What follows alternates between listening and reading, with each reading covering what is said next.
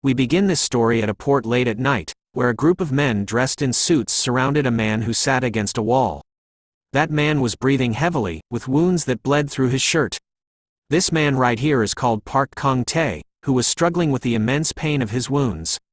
One of the other men, with a scar across his mouth, tells Kong-tae that he was going to give him some time to smoke his last cigarette.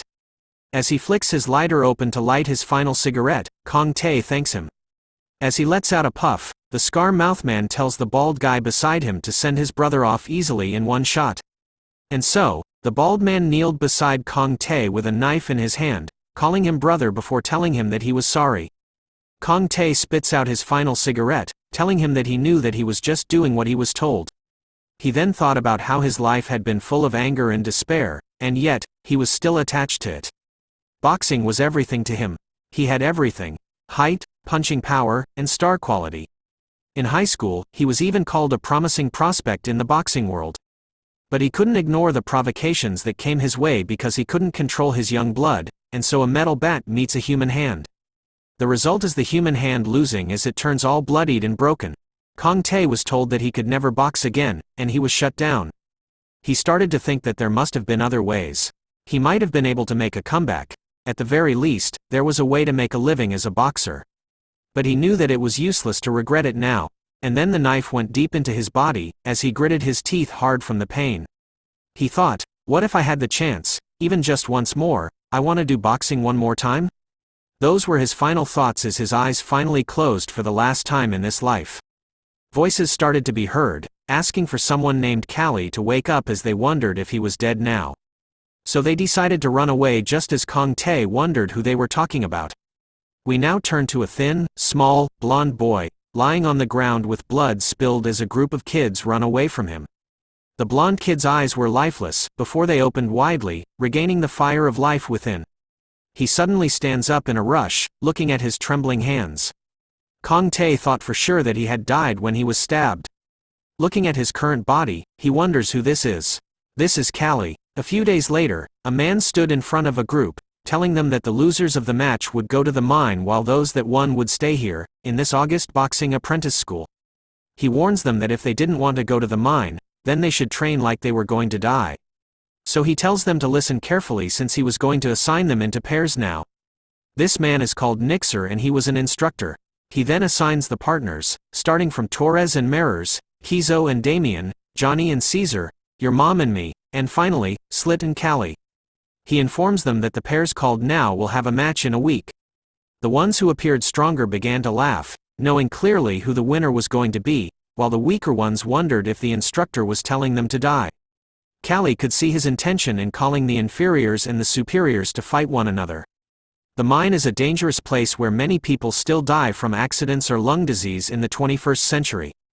The environment they were in was even worse than that, so Kalli knew that he must avoid going to the mine at all costs.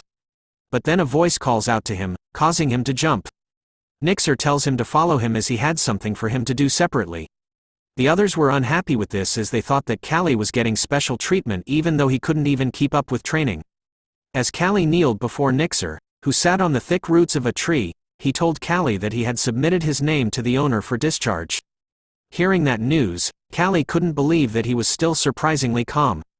He knew that he wasn't a boxer because of his small build, so going to the mine would mean that he would die soon. As well as having a small body like this, he believes that he would die in less than a year. Nixer continues to tell him that he had recommended the owner to sell him to a different master, but Kalli shakes his head in refusal, telling Nixer that he was going to the match in a week. Are you really Kalli? Asked Nixer with a shaken expression on his face, as he knew that the usual Kalli would just cry and cry already.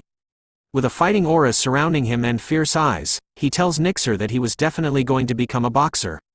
Nixer smiles, telling him that he wouldn't say anything more, but reminded him that he could come here anytime if he changes his mind. And so their meeting ends, as Kalli leaves while thinking about Nixer's question about him really being Kalli. He knew that he wasn't. Until recently, he was a gangster named Park Kong-tae who lived on Earth. But now, he has a new life, a second chance as a boy named Kalli. Which meant that he had the opportunity to do boxing again. But this body, it's a frail body with weak bones and insufficient stamina. His growth spurt was late and his punches are weak. In addition, it seems that Kalli has been subjected to a lot of bullying. It must have been because of this frail body that it wasn't seen. But as he wonders why he had gotten a second chance with this body, someone calls out to him. Looking at this group, he knew that the beating was going to start again. Bang! A powerful right hook was sent smashing into Kalli's face. As the big boy continues to beat the shit out of Kalli, he tells the others that he had never liked him, due to the fact that the instructor took him in as an exception. And that he was bragging about his father being a champion. As he continued to whack our boy, another one of them was sitting by the tree, thinking that Kalli was pathetic. But the big boy was surprised to see him still standing, as usually he would have been beaten to a pulp by now. As he struggled to stand from the beating, Kalli wondered how pathetic the owner of this body was. The big boy continues to taunt our little man, telling him that he was only going to see his face for a week. But our boy insulted him back, saying it was the big boy who was the one going to be dragged to the mine. He easily snaps, cursing at Kalli before taking a massive swing at him. Looking at that gigantic fist coming, he knew that with this body, it would be impossible to take it head-on. As his eyes reflected the image of the mighty fist, he started to think about what he should do. But then something happened. The fist began to slow down, showing step by step where it was going. Kalli's eyes had awakened the Sharingan, allowing him to narrowly dodge the impact of the fist. Even he was alarmed to see that he had dodged it. The boy who sat by the tree noticed it as well. The big boy takes another swing at him, but Kalli realizes that what he saw just now wasn't an illusion. It was clear to him now, the trajectory of the fist. His eyes now gave him the power to slip and slide past the big boy's fist, allowing Kalli to move in closer every time he dodged the fist before preparing his own fist. Towards the place where the guard is down, Kalli had finally landed an attack of his own onto the big boy's body, much to the surprise of everyone who was watching. But no luck, as the big boy grabs onto his shirt, showing that he was angry for being surprised by nothing. Kalli could only stare at the fist this time without dodging. And so, he was left beaten and defeated by the group of bullies. As he laid on the ground, he couldn't stop himself from laughing out loud. He grips his fist hard into the ground, asking himself about why he didn't notice it until now. The thing that is just as important as body weight in boxing: eye-hand coordination and reflexes. The hand-eye coordination that can see each grain of sand that falls and follows its movements. And the reflexes that dodge all the punches. He recalled that he had a pretty good boxing corner in his previous life, which meant that he knew that he wasn't going to the mine this time. With his fist hardened with confidence, Kalli knew that he was going to survive. 20 years ago, it was the rising revolt of the armored gladiators. It was a tough situation that even regular troops could hardly cope with. The kingdom, which had barely suppressed the rebellion, later abolished the slave gladiator system. And that is how the fighters were born. The fight of destroying an opponent with only fists gave the audience pleasure. And that was what Kalli had found out about fighters in this world. But as he joined in the morning exercise of running, he knew that his current body made it easier for him to get destroyed. One of the other fighters, concerned about him, told him if he was exhausted that he could run slowly, but Kalli insisted that he was fine, even though he was coughing madly. As he struggled with the run, he knew that he had to do everything to survive because, in this place, if you don't have the strength, you won't survive. Finally, the run came to an end. As he struggled to find his way, Kalli thought about how weak this body is and that his previous body could run better even when he was drinking alcohol and smoking. Nixer spotted him from the sides, noticing that the kid who always falls behind was now in the middle of the pack. He thought, if Kalli had been like this before, then they wouldn't have let him go, making him wonder what happened to him. And then he overheard two other fighters talking about Kalli running with all his might today, and they also mentioned that he was acting strange after his head had gotten hurt. Nixer then asks them about it, much to their surprise, as they turn around. This was when Nixer found out that Kalli had been beaten by another group. The two fighters informed him that the group had beaten him even harder, to the point that they thought he was dead because he was bleeding everywhere, from his head to his nose. Hearing about this incident, Nixer started to think that a brush with death was what changed Kalli, so he decided to wait and see a little longer. And so, the fighters continued on with their afternoon individual training, doing push-ups and carrying heavy logs. Kalli could see that everyone was training hard in order to avoid going to the mine. So he decided to practice his punches on a dummy, knowing that he had to work as hard as them too. But as he continued to strike the dummy, he realized that the training wasn't effective. Recalling the moment he punched the big boy's stomach, made him realize that it was impossible to give the opponent great damage with this body. The jaw, he needed to aim for a crucial place like the jaw. Since the jaw was the only one to do great damage because it would shake the skull. So Kalli thought of a new plan, to hit and make them fall. All he needed to do now was just to aim perfectly for the jaw. But a senior fighter appears, asking him about what he was doing right now. Kalli tells him that he was in the middle of training, but the senior wanted to know why he wasn't training like the guys in their training camp. Kalli asks him why they couldn't train in a different style like what they did in their training camp. The senior, pissed off by his reply, calls Kalli a cheeky bastard, telling him that they were fighters before he was even born and that there was nothing good in ignoring veterans. In this place, boxing is of the slugger type. It's the same as a heavyweight fight in Kalli's world. He used to train with that style but knew that the regular training wouldn't help his body. As the senior tells our boy to repeat the log training over and over again, a hand appears on his shoulder, telling him to wait a minute. Nixer appears, asking Kalli if he was training based on what he learned from his father. Our boy simply nodded in agreement, so Nixer told him that he could use that style in their training camp since it was a champion-style training, so there was something to learn from it.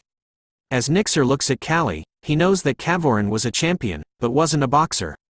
Making him wonder if he had taught Kalli any other training methods. Still, he was impressed as he knew that Kalli had changed after that. Looking at him, he feels that Kalli was different. As the sun begins to set, Kalli rests against a tree, looking worn out and tired. He thought that he couldn't handle the training because he was weak, but then his stomach growled loudly, making him want to eat something sweet. And so he looked up and could see that the tree he was sitting against was an apple tree. After climbing and biting into an apple, Kalli regained his energy, feeling more alive than ever. But a voice asks him about what he was doing up there, startling him. He looked down and could see a red-haired noble lady staring right at him. He struggled to answer back to her, so she simply told him to pick an apple for her and come down, as she wanted to eat one too. So he obeys her request and hands an apple over to her. As she takes a bite out of it, she tells him, "Good job," before asking him if he was a slave from the training camp. But before he could say anything, she warned him that this was a noble family garden and that if he got caught, he would be punished. Kalli was stunned to hear this as he really didn't know about it, thinking that if he got hurt, then he couldn't compete. Seeing his reaction, the noble lady figured that Kalli didn't even know who she was. So she introduces herself as Azalea Aegist. She tells him that her father is Baron Gadolf Aegist, his master. And so, she tells Kalli to say his name. After telling his name, Azalea tells him that she was going to pretend that she didn't see him today because he gave her an apple. But warns him that if he gets caught again, then she would swing the whip herself. "How kinky," she remarks. With that, she tells him to quickly leave this place before the others see him. Kalli thanked her for her kindness and, as he left, he thought about how close it was. Looking at his back, Azalea could see that he was small and looked weak for a boxing slave.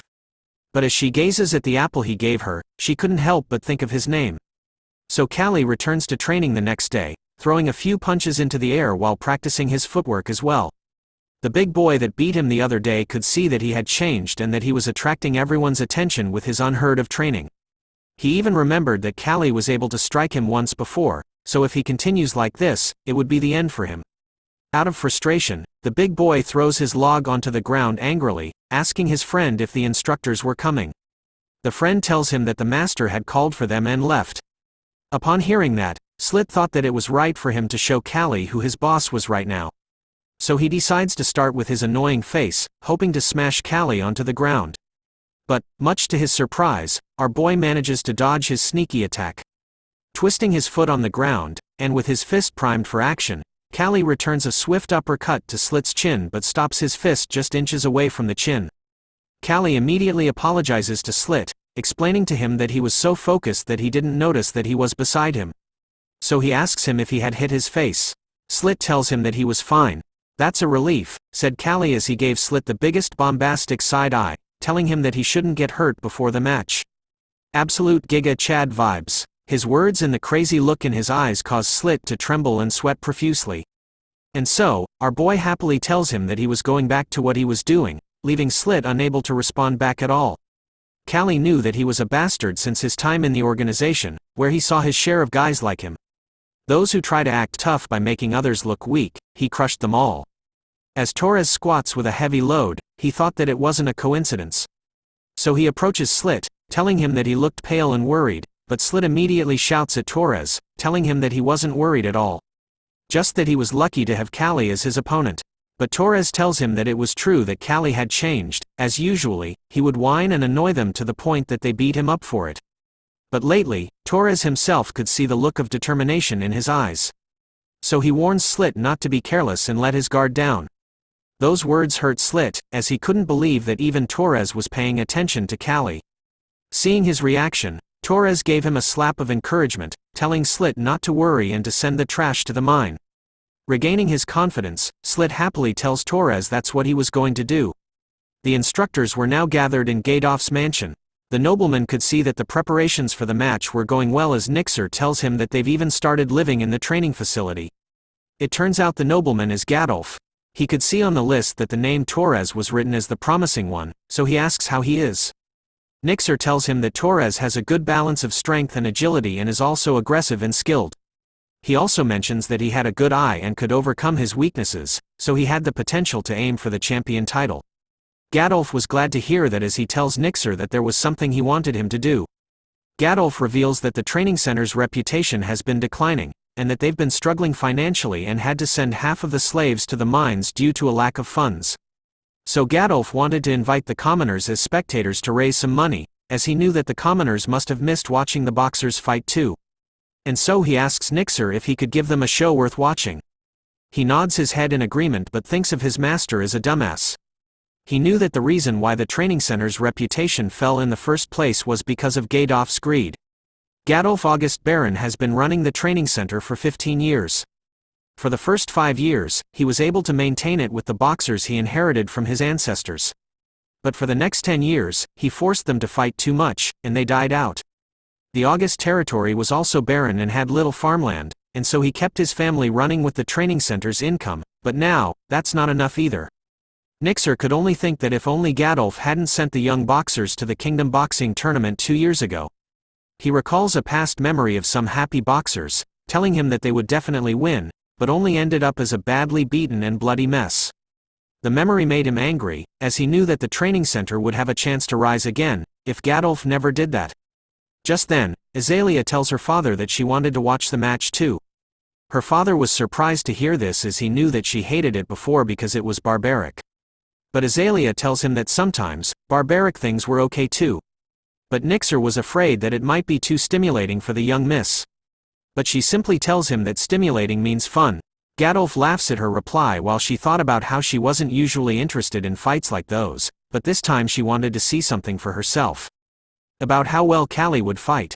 Now, it is the day of the fight. An arena was set up in the middle, surrounded by stands filled with spectators. As Kalli wraps his hand in bandages and heads out into the arena, he thinks about how the time has come. A fist is raised high into the air, followed by the cheers and support of the spectators. It turns out to be Torres. He says it was easy after beating his opponent black and blue. Gadolf, watching from the high stands, tells Nixer that it was a great fight and that he should raise Torres well to make him a champion in a year. The instructor then announces the last fight of the day. It was between Slit and Kalli. As Azalea waved her fan in the air, she couldn't help but notice that everyone was big and muscular except for the kid named Kalli, making her wonder if he thought he could become a fighter with that small body. Nixer tells her that for a fighter, physique is an absolute necessity as it is directly related to strength, but also there were other ways. As Kalli stood in his fighting stance, Slit tells him to surrender now because he knew that by the end of this fight, Kalli wouldn't be in good health. But our boy doesn't back down. He tells Slit that if his ability to talk was as good as his fighting, then he would have already become a champion. But deep inside, Kalli knew that there wasn't a place he could hit him. The most serious thing here is the difference in physique. He also knew that hitting his torso with his fist wouldn't do any good damage, so all he needed to do was punch his jaw. To do that, he needed two things. Just as Slit starts the fight with a powerful straight punch, which Kalli manages to dodge, the first thing he needed was to make Slit's upper body bend down, like right now. And so, he continued to dodge each and every one of Slit's punches, to the point that the spectators were upset with him, shouting at him not to run away. Slit was extremely tired by now as he breathed heavily. After being provoked by the crowd, he had almost lost all his stamina, and yet, when looking at Kalli, he appeared to be fine. As Slit unleashes another powerful punch at Kalli, he knew why he was fine. he made Slit keep attacking him, which was why he had almost lost all of his stamina quicker than Kalli, who was just avoiding his attack. Now the second thing he needed was for Slit to lose his guard, just as he did right now with his body wide open. Kalli intended to go for the kill, to hit the jaw right at this moment. But as he went in, Slit managed to grab a hold of his shoulder, which Kalli calls cheating as another attack came by his right side. Slit's punch manages to land this time onto the side of Kalli's body, cracking the ribs of the poor boy and causing him to shout in pain. As he fell to the ground while looking at the crowd, he wondered if everyone knew that Slit was cheating since he grabbed him with all his fingers and not just his gloves. The instructor then began to count down to 0 just as Kalli thought that this would never happen. With a painful expression on his face, he wonders what he should do. As the countdown started to reach 0, he pushed himself to stand up right at this moment. He finally stands, thinking about how many ribs were broken, but he knew that that wasn't the problem right now. As the instructor asks him if he could fight, he knew that he had to survive now after dying once already. As he sees that Kalli was standing, Slit tells him that he was going to regret it. With his ribs broken now, Kalli couldn't move freely anymore. Seeing Slit attack once again, he thought that this was the worst. But now that everything's like this, he was going to do everything. So he headbutts Slit's punch while screaming with all his might. The headbutt works as Slit withdraws his fist due to the surprise of the pain, which Kalli sees, taking the chance to attack him right now. Slit sees this and attempts to land another blow, but Kalli dodges it easily. With his eyes filled with rage and determination, Kalli knew now the chance was his to take. Finally, our boy's fist was able to hit Slit right on his chin. But as he staggered backward from Kalli's hit, he smiled, asking Kalli if he thought that it would only take one of his punches to kill him. But the moment those words left his mouth, his eyes went white as he fell backward, falling flat onto the ground. The crowd didn't even cheer upon seeing this, as they were confused about what was going on as the referee started the countdown. Slit was still unconscious as the referee almost reached 0. After 10 seconds, the referee waves the red flag, announcing to everyone that the winner is Kalli. The crowd couldn't believe that the skinny boy was the winner, calling it crazy. Upon hearing the announcement, Kalli knew that he was alive now. With a smile on his face and his fist raised high into the air, he vowed not to let his second life go in vain. Thanks for watching the latest part from the voice of Manhwa. Subscribe for more content and don't forget to comment below what you want to see in the future. Like and share for more.